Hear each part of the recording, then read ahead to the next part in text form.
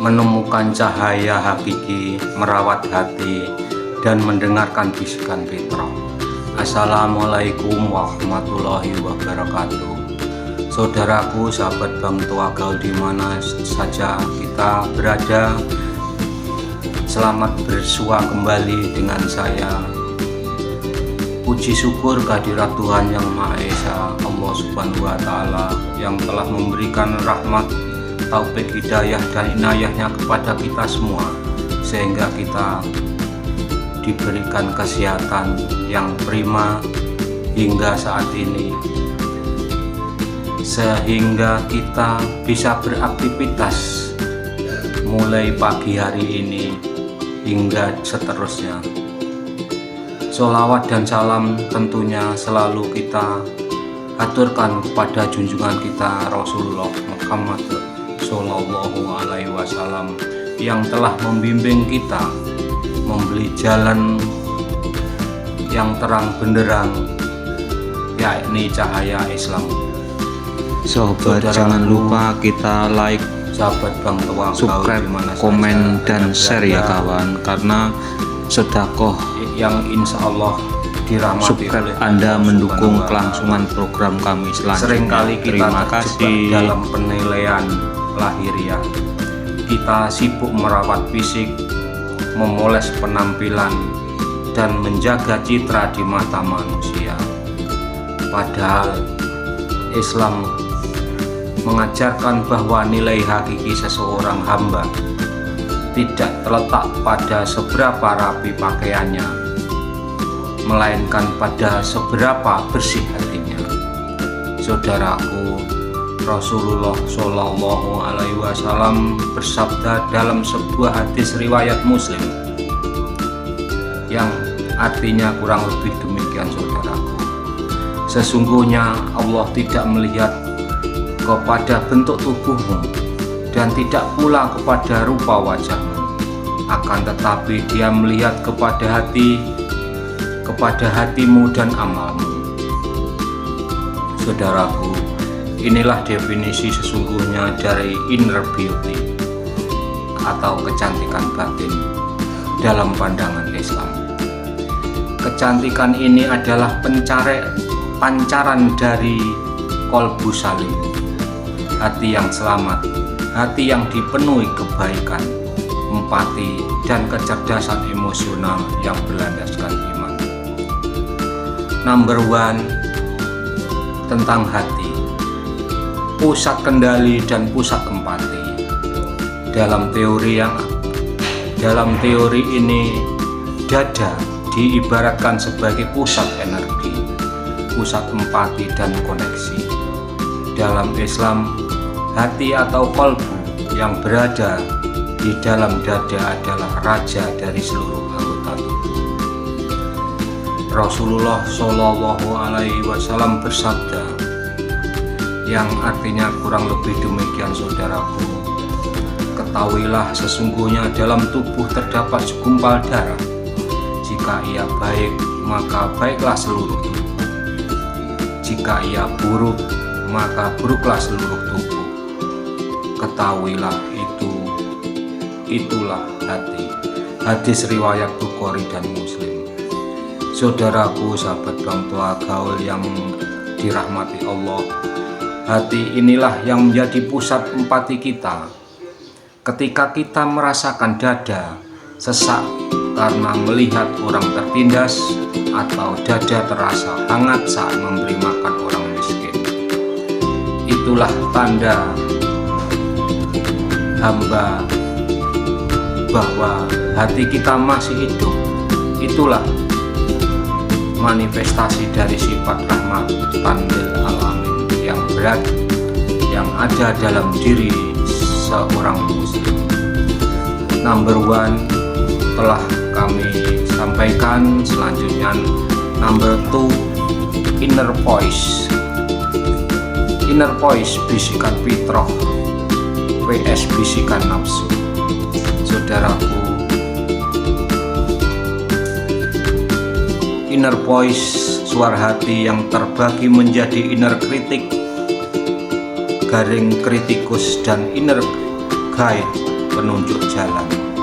Dalam tazkiyatun nafs, pensucian jiwa, konsep ini sangat relevan dengan perjuangan melawan hawa nafsu. Saudaraku, sahabat Bang Toago, di mana saja Anda berada, bisikan buruk, inner critic, despair, ini seringkali adalah bisikan nafsul amarah, bisul, nafsu yang selalu memerintahkan keburukan, atau bisikan setan yang menimbulkan rasa ragu, rendah diri, atau putus asa. Bisikan kebaikan atau inner guide, intuisi, ini adalah cahaya fitrah. Allah Subhanahu wa Ta'ala berfirman dalam surat At-Tin ayat 4, yang artinya kurang lebih demikian, saudaraku. Sesungguhnya kami telah menciptakan manusia dalam bentuk yang sebaik-baiknya. Saudaraku, suara tenang yang memberitahu kita mana yang benar dan mana yang salah, yang mendorong kita untuk bertaubat, itulah suara fitrah. Allah menanamkan moralitas di dalam dada kita sebagai kompas utama sebelum kita melihat hukum tertulis. Number 3, menyelaraskan hati dan perilaku. Bagaimana kita menyelaraskan kecantikan batin dengan suara hati akan menjadi amal yang soleh? Pertanyaan ini bisa kita jawab demikian, saudara. Ketika kita mendengarkan inner guide, suara fitrah, dan mengabaikan inner kritik, bisikan pesimis atau bisikan setan, maka inner beauty kita akan terpancar dalam bentuk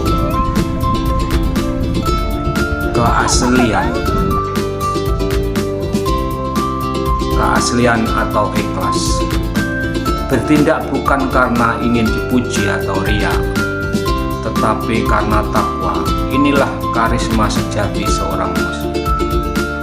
Saudaraku, kecerdasan emosional atau hilm, kemampuan menahan amarah dan memaafkan orang lain. Allah memuji orang-orang yang memiliki sifat ini dalam surah Ali Imran ayat 134, yang artinya kurang lebih demikian, saudaraku, sahabat Bang Toago. Dan orang-orang yang menahan amarahnya dan memaafkan kesalahan orang lain, dan Allah menyukai orang-orang yang berbuat kebajikan. Sahabat Bang Toago yang dimuliakan oleh Allah, mari kita berhenti sejenak dari merawat kulit luar dan mulai merawat pusaranya di dalam dada. Perbanyak muhasabah, introspeksi, untuk membedakan mana suara nafsu dan mana suara ilham dari Allah Subhanahu wa Ta'ala.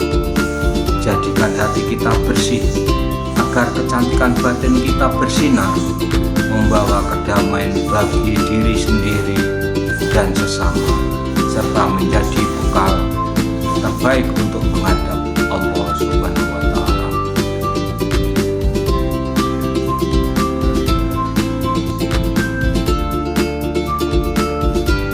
Saudaraku yang dirahmati Allah Subhanahu wa Ta'ala, berikut cara kita merawat hati dan menemukan cahaya hakiki itu dalam setiap detik kehidupan kita.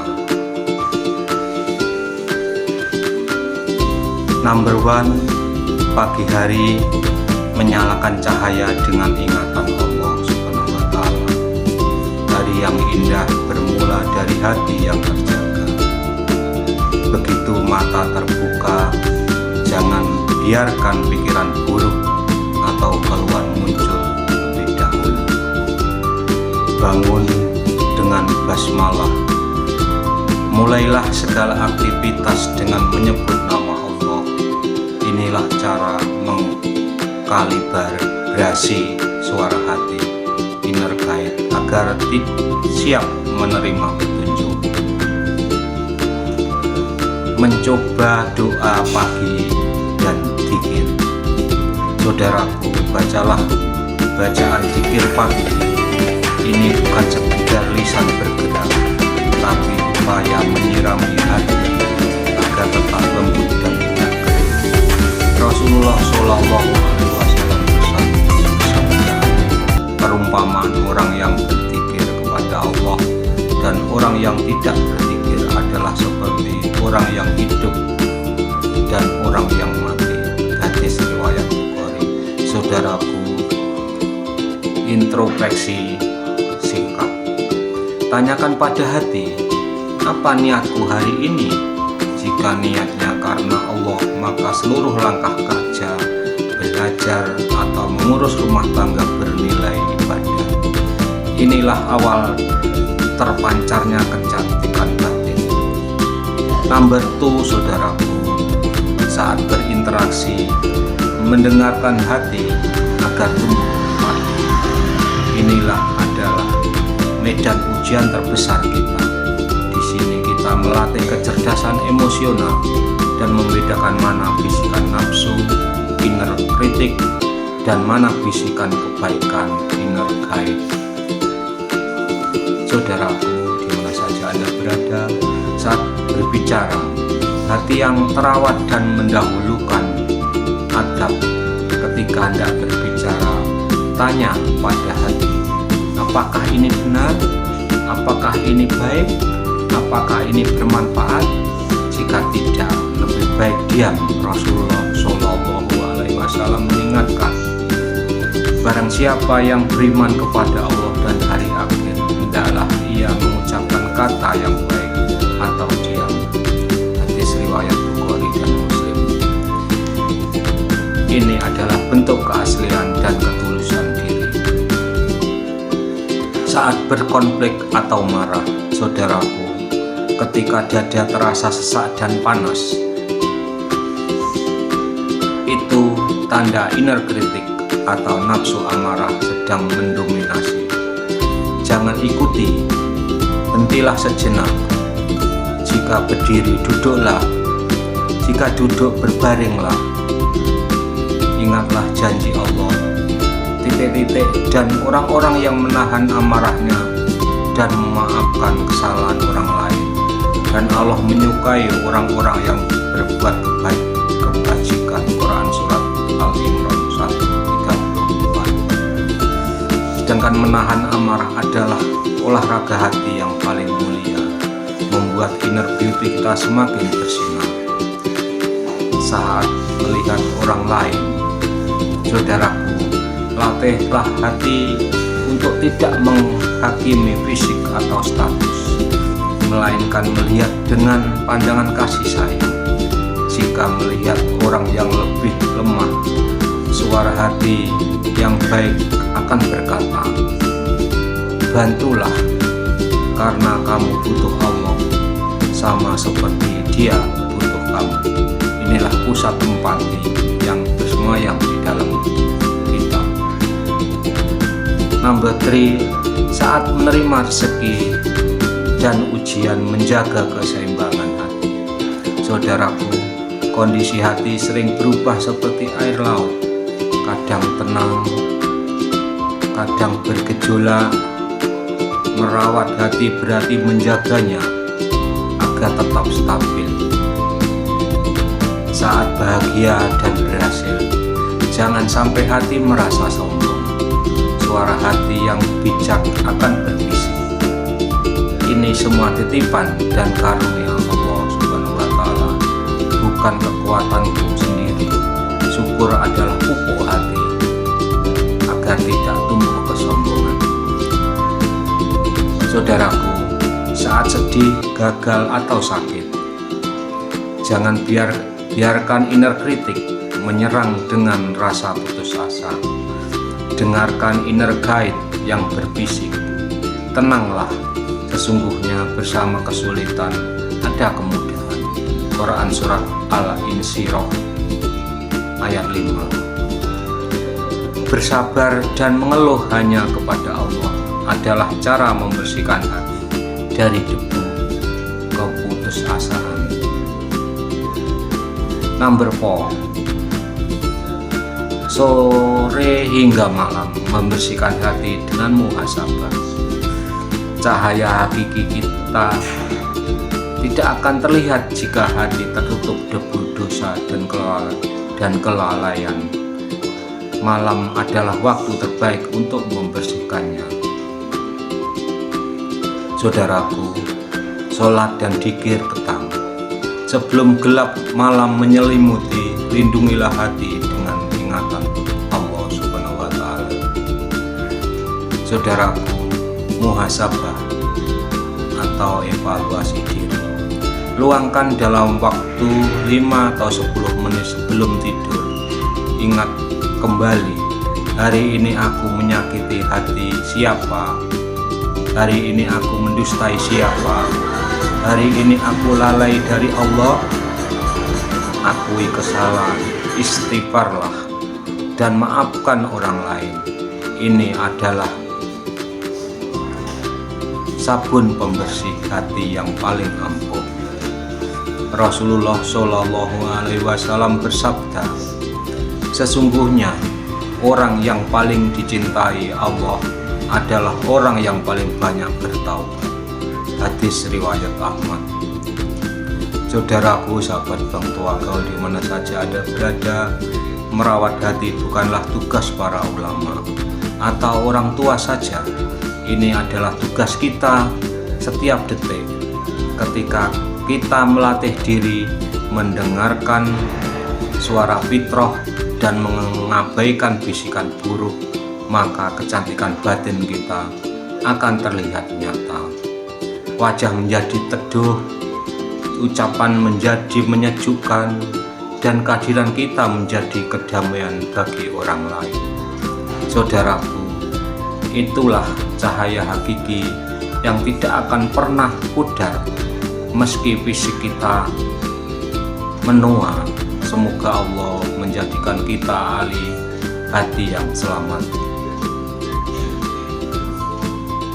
yang cahayanya menerangi jalan di dunia dan di akhirat kelak. Demikian saudaraku, sahabat Bang Tuagal, di mana saja berada, di mana saja Anda berada, pertemuan kali ini mudah-mudahan bisa bermanfaat khususnya bagi saya, dan mudah-mudahan bisa bermanfaat bagi orang lain, sahabat Bang Tuagal, di mana saja Anda berada. Dan saya selalu berdoa kepada saudara semua, semoga Anda semua bersama keluarga selalu mendapatkan kesehatan yang prima dari Allah Subhanahu wa Ta'ala, sehingga bisa beraktivitas seperti biasa, beraktivitas harian untuk mendapatkan rezeki dari Allah Subhanahu wa Ta'ala, menyongsongnya dengan rasa tawakal. Semoga kita semuanya mendapatkan ridho dari Allah Subhanahu wa Ta'ala. Anak cucu kita sehat semua, selamat, dan kita mudah-mudahan mendapatkan rahmat taufik hidayah inayahnya dari Allah Subhanahu wa Ta'ala. Kami akhiri, billahi taufik wal hidayah wa ridho wal inayah. Wassalamualaikum warahmatullahi wabarakatuh. Salam sehat dari Bang Tuagal. Sampai jumpa.